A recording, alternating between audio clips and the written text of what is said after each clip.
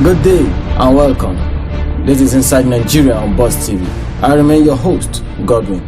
Today on the show, we'll be discussing about the Hollywood movie being played out in the Kogi State House of Assembly, where a sitting house member was stripped naked, embarrassed and harassed, and beaten to a state of comatose by hoodlums who attacked him inside the State House of Assembly. We'll be also discussing about the fact that 2 days later, the Speaker of that same State House of Assembly, Kogi State House of Assembly, resigned, citing death threats to his life, and the fact that he doesn't want to plunge the state into another political crisis. We'll be discussing all this and more. Stay on, we'll be back. My name is GODWIN Godwin. This is Inside Nigeria on Boss TV. There was a movie being played out in the Kogi State House of Assembly that attacked a Hollywood movie. It goes this way. There was pandemonium at the Kogi State House of Assembly when hundreds of suspected political thugs stormed the premises, leading to the abrupt stoppage of activities in the chamber. A member representing Igalamela and Adelu constituency, Elder Friday Sani Makama, received the beating of his life from the hoodlums, who recorded the whole exercise. It was learned that the unknown assailants were angry to hear that Makama, who was initially suspended for 6 months from the assembly, secured a consequential judgment from the court reinstating him. So this led to their actions. From reports gathered, the so-called thugs stripped him naked, beat him before unleashing dangerous weapons on him. The Deputy Speaker, Hassan Bewa, reportedly burst into tears at the sight of Makama's manhandling. Discussing this issue with me is Comrade Paul Jr. Comrade, welcome. Thank you very much. How was your week? Fine. Okay. On the issue today, Comrade, recently there have been crises in the Benin State House of Assembly, the Ondo State House of Assembly, Oyo and Nasarawa State. And recently this week, the Kogi State House of Assembly crisis transpired, where one of the members, Elder Makama Friday Sani, was beaten. So, Comrade, I'll be asking you, crisis in the Nigeria State Assemblies, is there any hope for these assemblies, for the state legislatures? Yes, there is hope for Nigerian state legislature, because if you come to look at the 1999 constitution that is undergoing amendment currently in the National Assembly, they tend to revisit the House of Assembly issue, more especially the financial autonomy. And the National Assembly must start from somewhere. I believe from the financial autonomy, they will be going to total autonomy. Because as it stands now, state governors controls state House of Assembly. The situation whereby a particular governor is not being favored by the speaker, definitely the speaker has no business to do with the position he or she is occupying. So what they do is either they use the members against the speaker, or they use the people against the speaker. If I say the people, I mean people from the constituency. You know, Makama is from Igalamela. Yeah, Igalamela. You understand? I think Oloma Baro local government also. Igalamela. So, and he's one of the vocal member of the house. And if you are to investigate deeply into the matter, you will find out that Makama, Honorable Makama, is having a personal feud with the governor. So, I want to get this to know. When this particular member was being beaten, where was the police? There was supposed to be police being posted to protect and guard the State House of Assembly. In this kind of issue, they are needed to keep peace. That's why, if you look at it today, people are clamoring. If you look at various reactions today for the creation of state police, some are clamoring for creation of state police, while some are against the idea of creation of state police. Now, the president is the chief security officer of the country, the commander-in-chief of armed forces. You understand? Likewise, the state level. The governors are the chief security officers of the state. Virtually all the policemen and women drafted to the state are under the control of the governor. And any commissioner of police that wants to go against the wish of the governor will be transferred. Because these political leaders, the governors, they wield so much powers. So you're saying they did not do their job because they're under the influence of they were biased. They're under the influence of the governor. What do you expect? So you're saying the police were biased in this particular angle. Yeah. We can't say the police is biased because though they are federal police, being a uniform man, or as being a uniform man, your duty is to obey the last command. They obey the last command, and the commissioner is answerable to the IG, and as well being answerable to the governor. So if we say the police are biased, we may be correct, but not totally correct. Okay, I want to go, comrade. Recently, Kogi State has been a center for negative political news. From your perspective, what is the cause of all this? Yes. Yaya Bello is a pride of the youth. Being a young man that he is, very vocal, good and a respectable young man. And God, through Yaya Bello, broke the history of Kogi political yes, because for long Kogi has been ruled by one particular ethnic group, and Yaya Bello became the first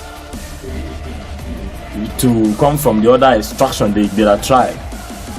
But what surprised us, civil society activists, is this: why will a minority group who were given opportunity to rule for just one time tend to become thorn on the people's flesh? First, you start having problem with the people by calling for a biometric and data collection of the state civil service, where he sacked so many people, and the civil service screening exercise to its end happened to be a fruitless exercise, and the wastage of taxpayers' money. And the workers, civil servants in the states were owned, and even pensioners were not paid. When a federal legislature, a senior federal legislature, took the matter to the floor of the National Assembly, he was criticized by the governor, and it even led to the threat of recall, of not just recall, a threat to his life, just for saying the truth. And if you allow me, I will say that chain of ethnicity still surround Kogi political platform, because the Igbira man happens to be the governor. He don't want the Kaba man to come close to the governor seat, or an Igala man, because if an Igala man should be closer to the seat, definitely the chances of him winning 219 will be very far. And the threat of Kabaman being close to the seat is also there. So you're saying the whole process and activities transpiring has an ethnic undertone. It has an ethnic undertone. That fear is still there. If I'm to give these particular people little breathing space, definitely they will come up again. And if they come up again, I lose the power. So So, in essence, with what transpired at the State House of Assembly, Yes. and what has been going on in other states, meaning where legislatures have problems.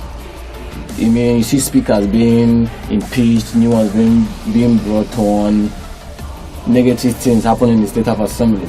I want to ask, is this the failure of the state governors to manage the states well?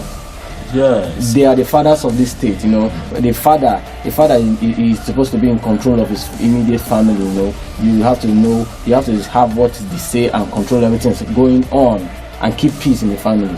Is it the failure of these state governors to manage the states well? Yes, Godwin, if you said is the failure of the state governor, I will agree with you and I will not agree with you. I will agree with you in the sense that the state governor, they are the chief executive of the state, the chief security officer of the state, and they tend to influence everything in the state. And anything that doesn't go in their favor, Yeah. they'll bring it down. Just like the case of what happened to Dino Melaye. You understand? Because he said the truth. My people have not been paid. Why haven't you been paid? Why haven't you paid them? And you are collecting the federal allocation, you've not been paying them, you know. Anything that come on their way, they tend to cut it down. And we are still blame the federal legislative arm of government is they would have come up with legislation, you understand, granting total autonomy to state legislatures. You understand? So the state legislatures should be given total autonomy, total freedom from aside the state from influence of the state government. Yes, aside from, you know, they control the state government, control their resources. If I don't support you and you are the one paying my salary, will you pay the salary? No. You understand? So now thank God for what is ongoing now, the constitutional review that is ongoing in the House of Reps and the House of Senate, and the autonomy they are about granting to the local government and the State House of Assembly. Aside the financial autonomy, there should be total autonomy. So comrade, I will be going for a break now. When we come back, we'll be talking about the resignation of the speaker 2 days after the beating of Elder Sani Makama. We'll be back. Stay on. What's going on, Nigeria? What's going on, Abuja? What's going on, Africa? It's your girlfriend's favorite boyfriend. My name is Sugar, all the way from 104.5 Love FM Abuja. And I'll be here with my homeboy Kareem, and congratulations, you're incredible, and keep watching Boss TV. That's what's up. Keep watching Boss TV, guys. I see you and I see you. Be well and be nice. If you must do something, don't do drugs. Boss TV. You are live. Welcome back, viewers.